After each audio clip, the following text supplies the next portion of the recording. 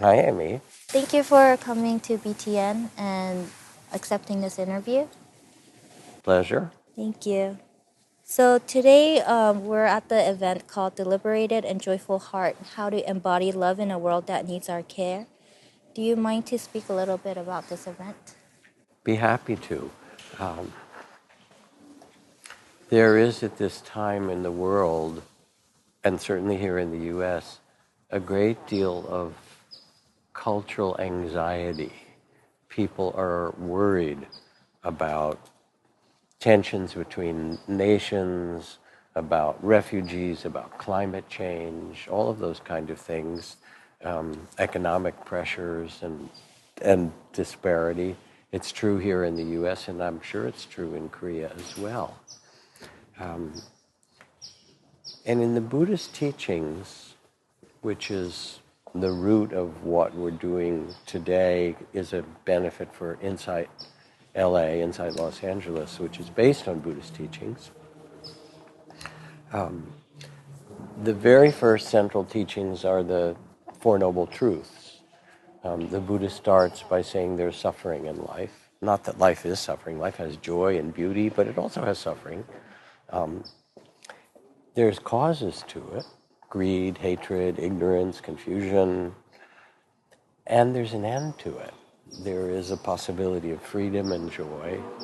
And so our teaching and our training today is bringing together several different teachers from different streams, Buddhist teachers, but also teachers from the yoga world and from the world of working in service with the most dispossessed people and so forth. And this beautiful man named Father Greg Boyle, who's a Catholic priest that works with kids coming out of street gangs, doing great work. All the work of compassion. The essence of our teaching is how to turn toward that which is difficult and to discover that there is a freedom that you can bring into any circumstance, in yourself and to others, so that suffering is not the end of the story. It's the beginning of what we have to tend to, and when we understand it and cultivate a steady and clear heart and mind, when we cultivate a great heart of compassion, then we can hold all of that, as the Buddha did, and say yes, this, and bring a sense of freedom and well-being and joy into the world. So the event, in some way, is to inspire people and remind them that this is possible, and to do some practices with them to show them how. Would you mind to explain about how compassion and loving kindness can be cultivated through meditation? In some of the monasteries where I practiced and trained, both in the Theravada tradition, but also in the Mahayana and in the Zen and Son tradition and so forth, there was an understanding that if you practiced mindful awareness or you practiced a huato in the correct way, that compassion and love would come naturally. And it does, but it turns out for most people that it's actually helpful to deliberately cultivate compassion and loving kindness together with awareness or with a deep inquiry. And to do so, there are a number of beautiful heart practices that have been taught for thousands of years. Practices of loving kindness, trainings in compassion, practices of joy, practices of peace and equanimity, practices of gratitude and generosity. All are the expressions of the awakened heart. Each of these can be developed or cultivated, so that if you wish to cultivate loving kindness and compassion, the training would be to quiet yourself first, to set an intention, that you will do this practice to open the capacity for loving kindness and compassion. And then to begin in a very systematic and simple way to bring to mind those that you most care about first. And if you think of someone that you care about very much or who you love, you are either invited then to expand that well-being and wish them well. May they be safe and protected. May they be happy. May they have well-being of body and mind. So you do a kind of almost like an inner well-wishing and directing loving kindness toward them. Or, Amy, you can think of someone you love and care about, and then let yourself become aware of their struggles, their measure of difficulty, the suffering or pain they have in their life, as in every human life. And even now, if you think of someone that you care about, and let yourself picture with that caring heart the struggles of that person, there naturally comes a movement of compassion. Just as if you saw a child who had fallen and hurt themselves, you would somehow want to respond. It's natural in us as a human being. And then seeing this person that you care about and tuning in to their measure of struggle and difficulty, you begin to also offer the wishes of compassion. May you hold yourself in compassion. May your sorrows and struggles be released or be eased. May the causes and conditions for well-being grow for you. May you be held in courage and compassion inwardly and outwardly. And in doing so, you start to develop this sense of deep compassion for that person. Then you picture another person and another that you care about. And once you start to open the channel, then you can start to go to people you work with and people around you and people in the neighborhood and beings everywhere. And you expand from those that you're closest to, where most naturally you would feel a tenderness or love. And gradually, by practicing over and over, you start to see the beauty and the love that you have for everyone, or you start to also, if you're practicing compassion, you start to feel the compassion that's natural to us, and it grows stronger in you. These are beautiful practices, and there are texts in the Mahayana tradition as well as Theravada tradition of how to practice compassion, how to practice loving kindness, how to practice joy. They're very important for this time in our life. And sometimes when people will come to meditate, they carry too much suffering or trauma or anxiety to begin to easily start with just mindfulness practice.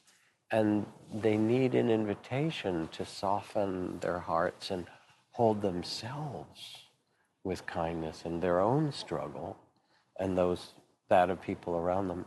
And that allows the meditation somehow to be held in a place of kindness in which our whole well-being then will flower and an inner sense of well-being and freedom starts to grow.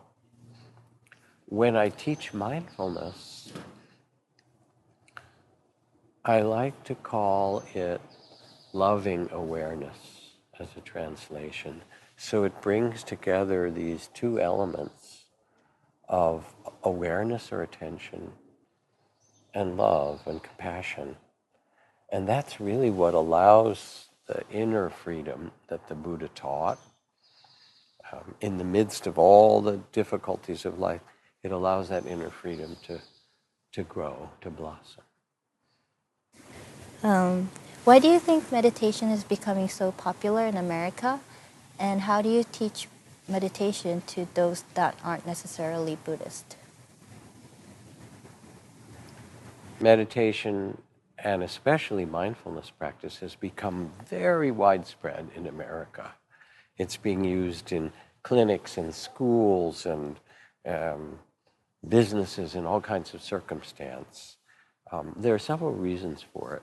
The first is that there's a lot of stress and difficulty, which is not unique to the US. I'm sure in Korea it's the same.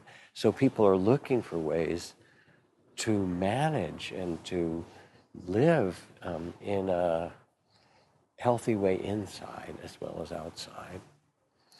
The second reason is that there's been a lot of scientific research. In the last 2 or 3 decades, there have been 6,000 research papers and studies on mindfulness and compassion training done by many friends of mine at Harvard and UCLA and Stanford and other great universities that show that the training of mindfulness and the training of compassion and loving kindness brings greater emotional steadiness and resiliency, allows us to face difficulties with greater balance, allows for deeper physical healing of all kinds of diseases and physical problems, shows ways and demonstrates ways that we can focus and have our attention become steady and clearer so that there's academic improvement. The social and emotional skills that people need to be good as children in school or in a workplace increase through the training of mindfulness and compassion. So all of these neuroscience studies then are used to show that mindfulness itself, which is a human capacity and birthright, independent of Buddhist teachings or any religious teachings, is deeply beneficial for us.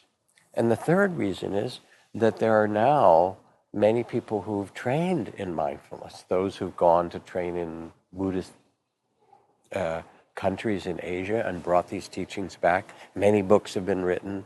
And so it's available now, in a way, through good teachers, to train others how to do it. And that has spread very widely.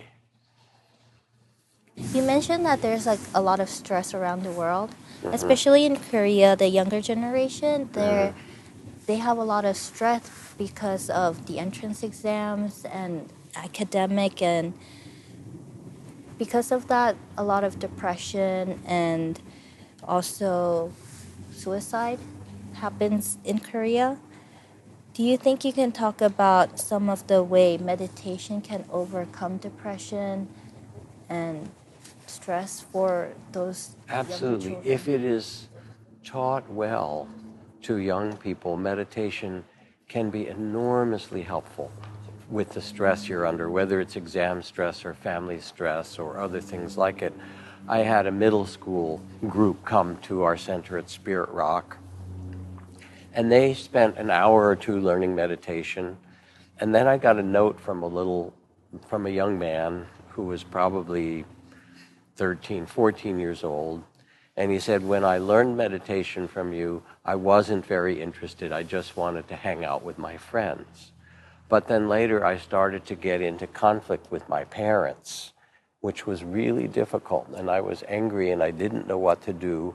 So I went and found a quiet place to sit and did the little meditation instruction you taught me.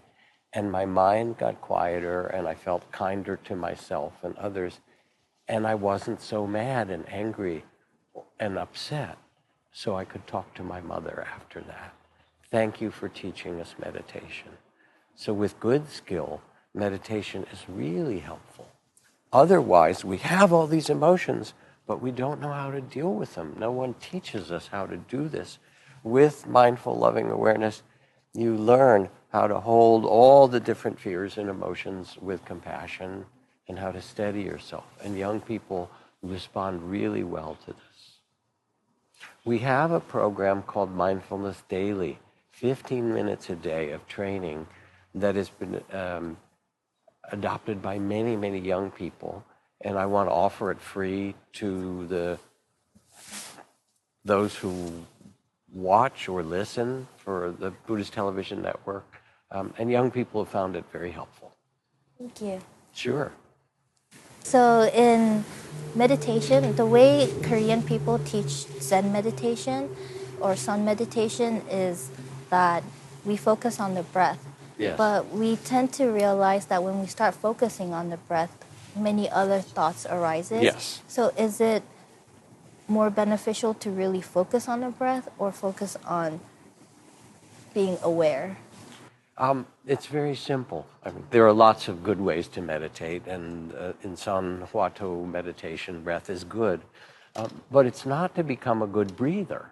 The meditation on the breath is a way to develop awareness, and then as you start to become aware of the breath, you also notice all the other things, your thoughts and worries and hopes and love and joy, your emotions, your body things, all those become clearer to you because you're present.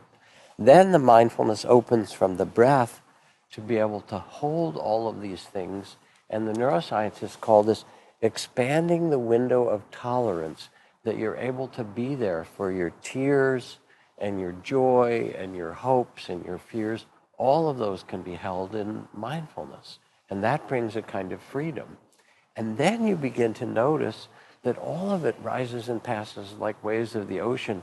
And so when you're afraid or when you're angry, or when you're very peaceful and you think, I always want to have it this way, you realize that in fact, everything changes. And then you become the field of awareness. You become the loving awareness that can allow all of this and still remain peaceful.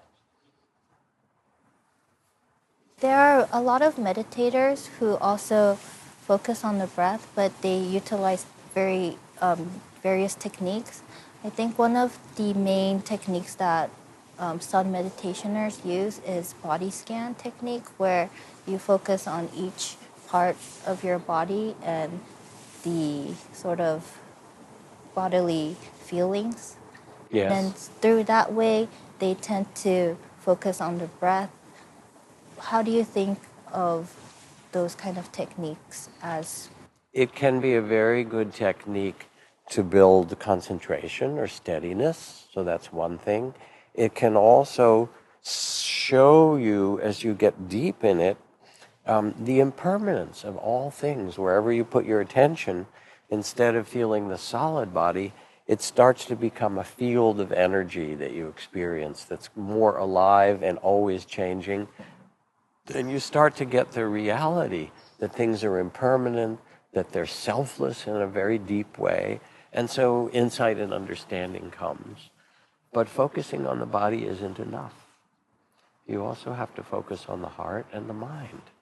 And so just as you can learn how to be with all the changes in the body with wisdom, you also need to learn how to be with all the emotions that arise and all the thought structures, the plans and memories and beliefs. And when you can hold all that in loving awareness and become the loving awareness, then a great freedom comes. Also, meditation, the question about whether meditation is just for yourself is a false question. The word for mindfulness in Pali, like Sanskrit, is sati, but it's usually a compound word, sati sampajanya, and it has two parts to it. One is mindful presence, and the other is mindful response. Just like breathing in and breathing out, we become centered, we quiet the mind and open ourselves to a sense of compassion and freedom, and then we get up, and in that same way, we respond to the world. And you can't separate the two. Our life is made of that. So in whatever way you are able to quiet your own mind and tend your heart and become a bit wiser and freer, then whether you're in school or in business or in your family or community or the things that you care about, you bring that spirit automatically with you and tend that in the same way that you tend your own body, because more and more you realize that they're not separate, that they're the same. So in meditation, it's said that the more you practice it, the more skilled you become in meditation. Can you talk about the different levels of meditation and what you can achieve? In the beginning, meditation can feel a bit difficult because the mind is unruly and we don't know how to deal with our emotions or with our bodily pain. It doesn't take so long, it might take some weeks, to learn to practice and be present for the different experiences of the body, the emotions, the thoughts, and already there's a benefit. When it gets deeper, there comes a sense of inner stillness and steadiness and an openness to vastness that grows. Or concentration can become so still that when you focus on something, it pixelates, it shows itself to be made of energy and vibrations, and the whole body can become a field of vibration, or it can dissolve into light. The mind then can open and be filled with joy or bliss or delight or vast spaciousness. The heart can open to boundless compassion. And then beyond that, there comes the realization that who we are is consciousness itself, is awareness, that we are the awareness. And all of this is the play within consciousness of body and mind. And that freedom allows us to be in any circumstance and see the play of birth and death and joy and sorrow from the wisdom of the Buddha. All of that's possible. So when you teach meditation in one of your teachings, how do you teach meditation to beginners, and how would you teach meditation to a little bit more skilled meditationer? How do I teach beginners? Yes. In the beginning, I ask people to look into their own heart and mind and see what is their intention. And I'm always curious to that. Is it that they need to be peaceful? Is it that they're dealing with stress? Do they want to be more loving? Have they read about enlightenment and they're interested in enlightenment? Do they have friends who meditate and they want to discover? Because the motivation becomes interesting, and none of those are wrong. But when I understand the motivation of a person, then I can say, if you want more love, here's how you practice. You practice by starting with loving kindness wherever it's easy and then letting it expand for another. If you want to be more centered and present, then the way to do it is to begin to hold your body still and feel the breath that's moving, but use that breath to show you the waves that also arise of sensations, of feelings and thoughts. And I teach in a simple, systematic way that if you can begin to be aware of the breath, then also you can notice how thoughts or feelings or sounds come and go, and you become the space of awareness within which that happens. I also teach people how to return, because the attention wanders very often, and through practice you become better at coming back, and the sense of presence grows within your body, within your experience, and then the presence for another person. Do you mind to share what you think is the difference between Hwadu, Korean sun meditation, and mindfulness meditation? Hwatu practice, as I have done it with the Korean master that I studied with, and also with the Chinese master. With the Hwatu, it's almost like a very steep path. What am I? Who am I? You practice and ask again and again and again, and in doing so you inquire and you discover, who am I, in this very deep investigation. With mindfulness practice, it becomes more systematic. First, you become present in your body and mind, with your breath, with body sensations, with thoughts and feelings. And there comes a freedom in just being able to hold all of those and to know them as they arise and not be afraid of them. Then, with mindfulness practice, you start to see the process of life, that whatever arises comes and goes, it's impermanent, it's ungraspable, it's selfless, and there comes a sense of common humanity that we all share. Suffering, difficulty, joy. You start to see that it's not yours, but it's the very nature of human incarnation. Then, as mindfulness deepens, you shift your attention from the body and the feelings and the changing experiences back to the awareness itself. This is the next level of freedom. And you become, or you look in, and you turn your attention to awareness. What am I? What is this awareness? And you discover that what you are is awareness itself. That consciousness was born in this body and leaves this body. That all of it is actually made of consciousness. And then you can rest in loving awareness. You become what my teacher Ajahn Chah called the one who knows. You become the knowing.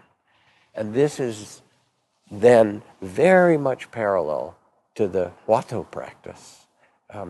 But as you've done this, you've also learned how to work with body and emotions and thoughts, and discovered all these other ways that mindfulness can bring liberation, in addition to coming back to discover that who you are is awareness itself.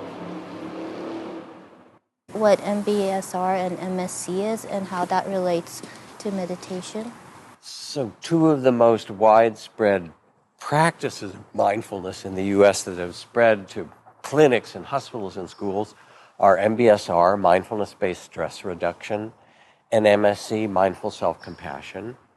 And they are both very simple, systematic trainings in how to bring awareness to breath, to body, to feelings and thoughts. That's mindfulness-based stress reduction, taught by John Kabat-Zinn.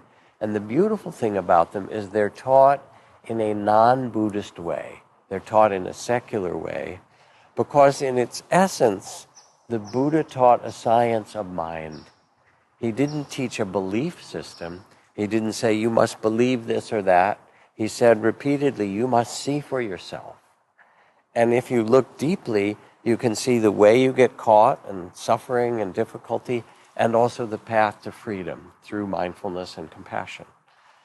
Mindfulness-based stress reduction teaches a systematic way to do this without referring to Buddhism at all. It's just our human nature to be able to pay attention and get free. MSC, mindful self-compassion, starts with the understanding that many people in the modern world judge themselves, have shame, have guilt, have bad feelings about themselves, and don't know what to do with that. And when you develop the sense of compassion for yourself as well as for others, the heart starts to open, you become freer, a greater sense of well-being and dignity grows. These are based on the Buddhist teachings of compassion, loving kindness, and mindfulness, but put in a secular form. And in a very brief way, with 6 weeks, 8 weeks, 12 weeks, you can begin to change yourself. So they're beautiful practices. There's a lot of suffering in Korea and also in Korea, in America, and across the globe. Can you send a more heartful and hopeful message for all those suffering? When you ask that question first, I have to let myself feel the suffering. I have to let myself feel the suffering of young people who are struggling to figure out how to make it in the society and who are also afraid about climate change. I have to feel the suffering of refugees. I have to feel the suffering of uncertainty or racism, all of these things. There's a great deal of suffering. At the same time, suffering is not the end of the story. Suffering is the first noble truth. And it has its causes. And as young people look, or we around the world, we can see the causes of greed, We can see the causes of hatred and anger. We can see the causes of ignorance and, of not seeing one another, not seeing interdependence, thinking that we're separate, which is a delusion.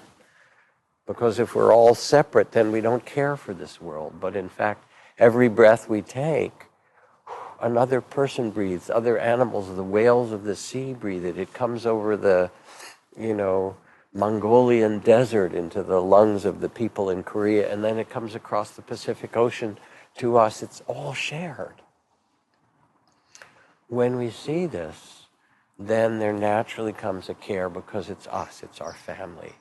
And the beautiful thing is that the end of the story is that there is a kind of freedom and well-being, that we can develop it within ourselves, but also that we as human beings are survivors. Your ancestors and my ancestors going back thousands of years have survived really difficult things. And we have it in our DNA and we have it in our consciousness and spirit that not only can we survive, but we can take the difficulties, turn toward them, and learn to do them in a new way to make a better world for ourselves. And this is what we're called to do. We're called to actually step up and use our human capacities of awareness and compassion and understanding and change the world. And it's not too late at all to do this. In fact, we were born in this time and we are asked, can we take these difficulties and make something beautiful of them? And this is possible for us as human beings. The great modern task now is that of inner development.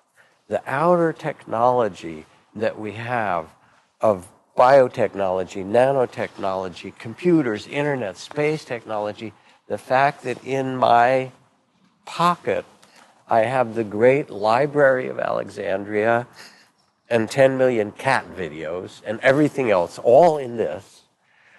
Outer development, fantastic. Inner development, not very well done. As the chairman of the Joint Chiefs of Staff of the American military said, we are a nation of nuclear giants and ethical infants. So now, no amount of outer development will stop war, will stop racism, will stop climate destruction, will stop tribalism, because those come from human heart. So the outer development now has to be matched by the inner development of humanity. This is our modern task. We must learn interdependence, compassion, listening to ourselves and one another, finding a freedom in ourselves. This is our human task. Nothing more important, nothing more beautiful. And the beautiful thing is that it's possible. And we celebrate this all around the world when we have the Nobel Prize winners of the world. These are people who've lived through great difficulty and brought out the best of humanity. We can do this. And then lastly, can you give a message to the viewers of BTN? The teachings of Buddhism are called the great medicine for humankind, the medicine that heals the body and heart and mind. We are so fortunate to have these teachings in this world, and I'm grateful that the Buddhist television network in Korea is supporting the Buddhist community and giving voice and place for these precious practices to be used in modern time.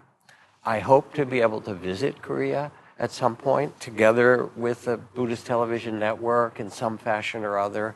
And more than that, I celebrate what Buddhist television network is doing and the Buddhist community of Korea, because these gifts are what humanity needs at this time. We don't need more oil. We don't need more food. We don't need more technology. We need more love.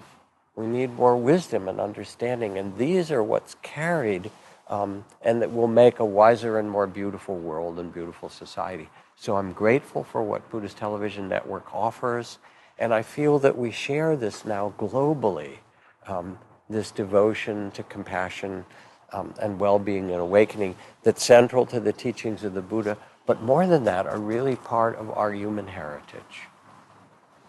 Thank you for your time today, and we wish you all the best. Thank you very much. Thank you. I'm grateful to be able to do this.